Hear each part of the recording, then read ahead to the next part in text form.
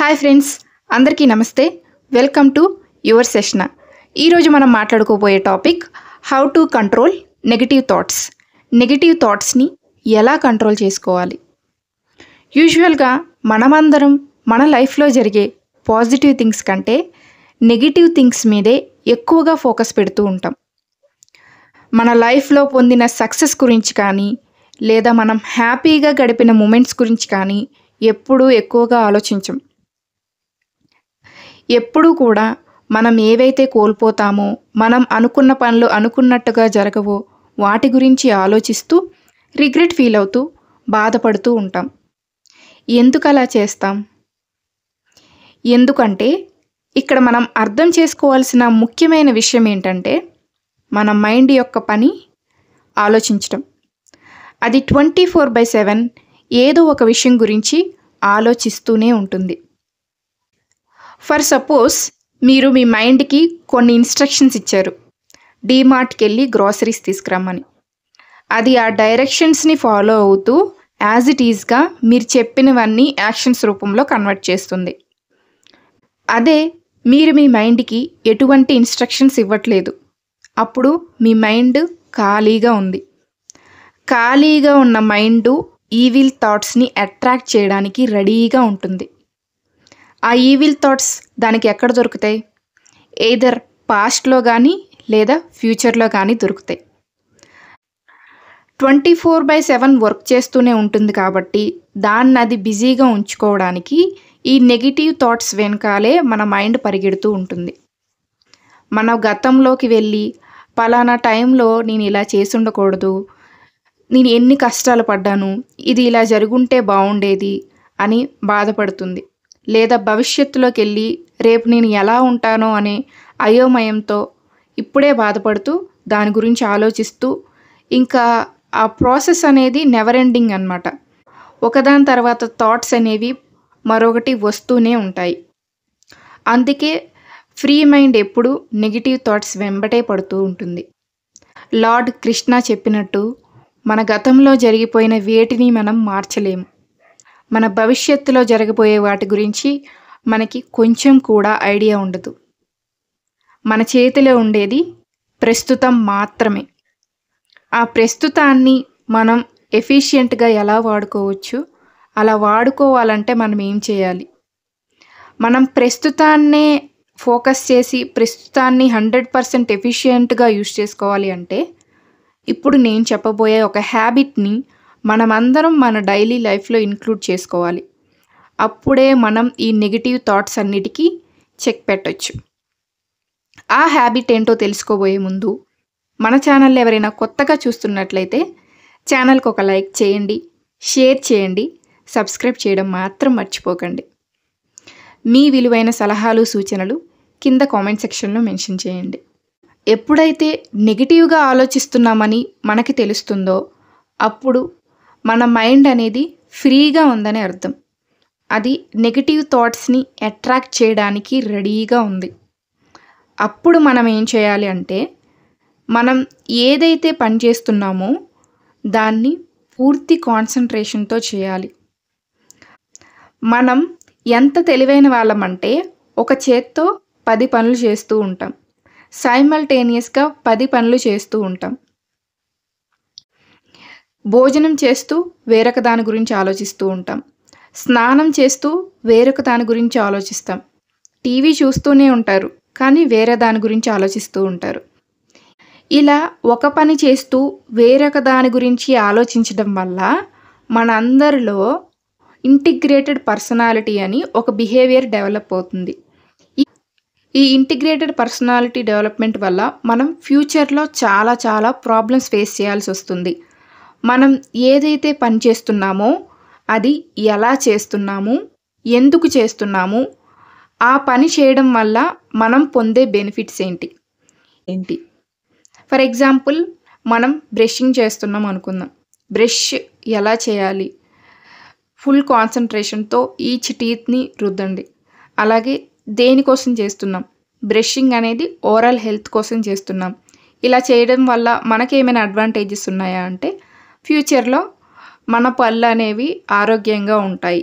So ఇలాంటి విషయాల్ని ఆలోచిస్తూ మనం చేసే పని మీద 100% యాక్టివ్గా ఉండొచ్చు. అటు పాస్ట్ గురించి ఆలోచించట్లేదు, ఇటు ఫ్యూచర్ గురించి ఆలోచించట్లేదు. మనం ఏదైతే పని చేస్తున్నామో దాని గురించే ఆలోచిస్తున్నాము. ఫిజికల్గా, మెంటల్గా, ఎమోషనల్గా ఫుల్ ప్రెజెన్స్తో హోలిస్టికల్గా మీరు కనుక ఏ పని అయితే చేస్తున్నారో ఆ పనిని కంప్లీట్ చేశారంటే ఈ నెగిటివ్ థాట్స్కి ఎక్కడ ఆస్కారం ఇవ్వకుండా మీ చేతిలో ఉన్న ప్రెజెన్స్ని 100% ఎఫిషియెంట్గా యూస్ చేసుకున్న వాళ్ళు అవుతారు. ఫిజికల్గా ఎక్కడ ప్రెజెంట్ అయ్యి మైండ్ అంతా ఎక్కడెక్కడో తిరుగుతూ ఆ పనిని చేయడానికి అస్సలు ట్రై చేయకండి. ఈ హ్యాబిట్ గురించి తెలుసుకున్నారు కదా. ఎప్పుడైతే మీ మైండ్ నెగిటివ్గా వెళ్తుంది అని తెలుస్తున్నప్పుడు వెంటనే దాన్ని వెనక్కి తీసుకొచ్చేయండి. గుర్తుపెట్టుకోండి, నెగిటివ్ మైండ్ అనేది డిస్ట్రక్టివ్ మైండ్. అది మనలో ఉండే క్రియేటివిటీని చంపేస్తుంది. మన మైండ్ నెగిటివ్గా ఎందుకు ఆలోచిస్తుందో తెలుసుకున్నాము. అలాగే ఎన్ని రకాలుగా ఆలోచిస్తుందో కూడా మనం ఇప్పుడు తెలుసుకుందాం. ఫస్ట్ది logical thinking. Logical thinking is nothing but scientific thinking. Logical thinking అంటే ఏంటో కాదు, సైంటిఫిక్గా ఆలోచించడం. ప్రతి దానికి ఒక సైంటిఫిక్ రీజన్ని వెతుక్కుంటుంది. ఇప్పుడు కొంతమంది సైన్స్ని నమ్ముతారు. ఆ సైన్స్ని నమ్మి రియాలిటీ రీజన్స్కి దూరం అయిపోతారు. కొన్నిటికి సైన్స్ కూడా సమాధానం చెప్పలేదు. ప్రతిసారి సైన్సే కరెక్ట్ అవ్వదు కదా.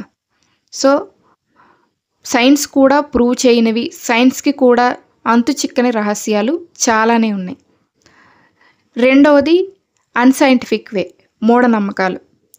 పలానా రోడ్లో వెళ్తే యాక్సిడెంట్ అవుతుంది, ఆ రోడ్ అంతా ఎప్పుడు యాక్సిడెంట్స్ జరుగుతూనే ఉంటాయి, ఇప్పుడు నేను కూడా ఆ రోడ్లో వెళ్ళానంటే నాకు కూడా యాక్సిడెంట్ అవుతుంది అని బిలీవ్ చేయడం, గుడ్డిగా నమ్మడం. ఇలా అన్సైంటిఫిక్ వేలో కూడా మన బ్రెయిన్ ఆలోచిస్తూ ఉంటుంది.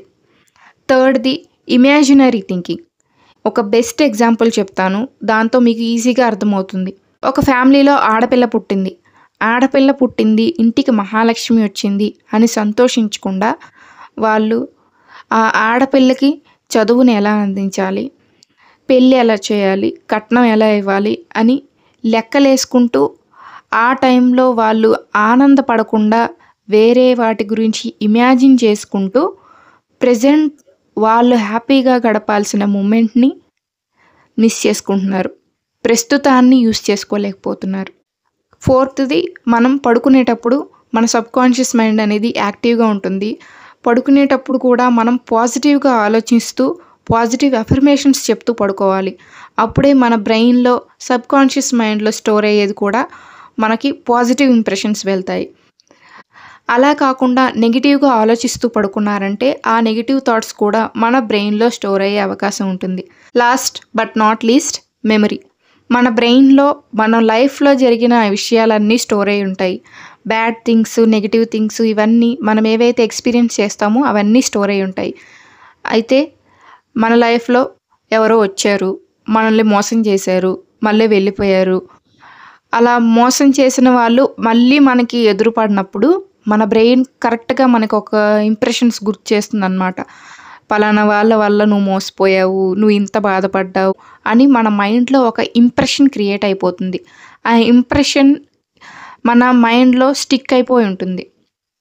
కానీ అక్కడ మనం గుర్తు చేసుకోవాల్సింది ఏంటంటే, వాళ్ళ వల్ల నేను మోసపోయాను, కానీ ఎంత ధైర్యంగా నన్ను నేను రికవర్ చేసుకోగలిగాను, ఆ టైంలో నేను ఎంత కష్టపడ్డాను, ఆ కష్టాన్ని నేను ఎలా అధిగమించాను, ఆ కష్టం వల్ల, ఆ ఎక్స్పీరియన్స్ వల్ల వేరొకరు వచ్చి నన్ను మోసం చేయాలన్నా చేయలేకపోతున్నారు, అంత స్మార్ట్గా నేను తయారయ్యాను. ఇలా పాజిటివ్ వేలో ఆలోచిస్తే మన బ్రెయిన్లో ఆల్రెడీ స్టోర్ అయి ఉన్న నెగిటివ్ ఇంప్రెషన్స్ అన్నీ రిమూవ్ చేసుకోవడానికి అవకాశం కలుగుతుంది. నీ వల్లే నేను సఫర్ అయ్యా అనేదాన్ని కాకుండా, నీ వల్ల నేను చాలా నేర్చుకున్నాను అనే విధంగా మీ మైండ్ని ట్రైన్ చేయండి. సో ఇలా చేయడం వల్ల మన మైండ్లో నెగిటివ్ థాట్స్ అనేవి రావు, మన ఇంప్రెషన్స్ అనేవి కూడా మారుతూ ఉంటాయి. ఇంప్రెషన్స్ మారినప్పుడే మనం ఇంకా కొత్త లెసన్స్ నేర్చుకోగలుగుతూ ఉంటాం. నెగిటివ్ ఇంప్రెషన్స్ని క్లియర్ చేసుకోవడం వల్ల మన మైండ్లో ఉండే ఫియర్స్ అన్నీ మనం పోగొట్టుకున్న వాళ్ళం అవుతాం. సో హ్యూమన్ బ్రెయిన్కి ట్రైనింగ్ అనేది చాలా అవసరం. నెగిటివ్గా ఆలోచించకుండా ప్రజెంట్ మీదే కాన్సన్ట్రేట్ చేస్తూ పాజిటివ్గా ఆలోచించాలి. గుర్తుపెట్టుకోండి, నెగిటివ్ మైండ్ అనేది ఎప్పుడూ కూడా డిస్ట్రక్టివ్ మైండే. అది మనలో ఉండే క్రియేటివ్ మైండ్ని ఎప్పటికీ ఎదగనివ్వదు. మీ థాట్స్ని మీ కంట్రోల్లో పెట్టుకోండి. మీ ఆలోచనల మీద ఒక కన్నేసి ఉంచండి. మీరు ఏదైతే ఆలోచిస్తున్నారో మీ బ్రెయిన్కి ఇచ్చే డైరెక్షన్స్ మీద ఆధారపడి ఉంటుంది. సో మేక్ ష్యూర్ మీ బ్రెయిన్ని ఒక కరెక్ట్ డైరెక్షన్లో తీసుకెళ్ళండి. Choice is yours. ఎప్పుడైతే మీరు నెగిటివ్గా ఆలోచిస్తున్నారనిపిస్తే వెంటనే మీరు ఏదైతే పని చేస్తున్నారో దాని మీదే కాన్సన్ట్రేట్ చేయడానికి ప్రయత్నించండి. ఫ్రెండ్స్, ఈరోజు వీడియో నచ్చితే లైక్ చేయండి, షేర్ చేయండి, సబ్స్క్రైబ్ చేయడం మాత్రం మర్చిపోకండి. మరొక మంచి టాపిక్తో నెక్స్ట్ వీడియోలో కలుద్దాం. యువర్స్ యష్నా.